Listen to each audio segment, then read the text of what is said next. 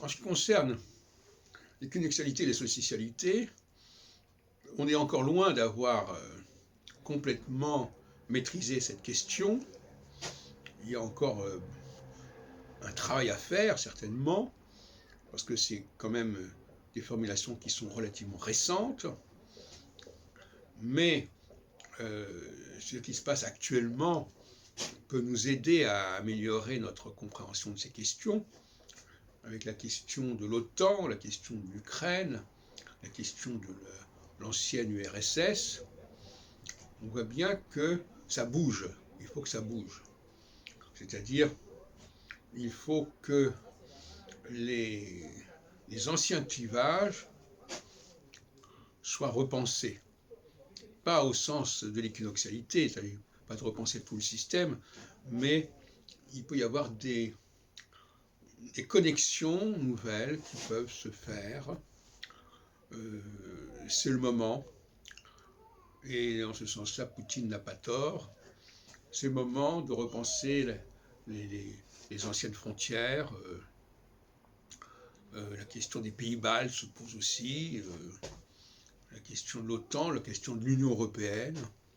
Toutes ces questions-là sont sur la table, sont à repenser, à redistribuer, à reformuler. Et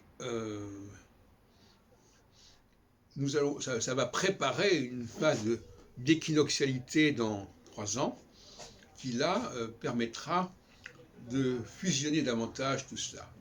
Mais pour l'instant, on est simplement au stade solsticial, où l'on juxtapose un certain nombre de choses, on connecte un certain nombre de choses entre elles, mais d'une façon relativement empirique.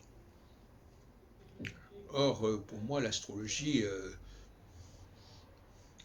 est avant tout équinoxiale, et elle est là pour proposer autre chose que de l'empirisme et du bricolage, évident.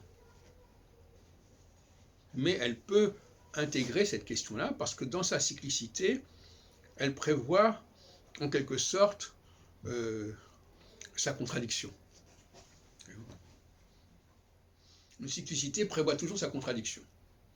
Et ça, c'est le reproche que j'ai fait à beaucoup de gens qui travaillent sur les cycles, c'est qu'ils ne prévoient pas la contradiction. Ils ne prévoient pas le moment où la phase dont on parle va être suivie d'une phase qui va prendre le contre-pied de la première phase.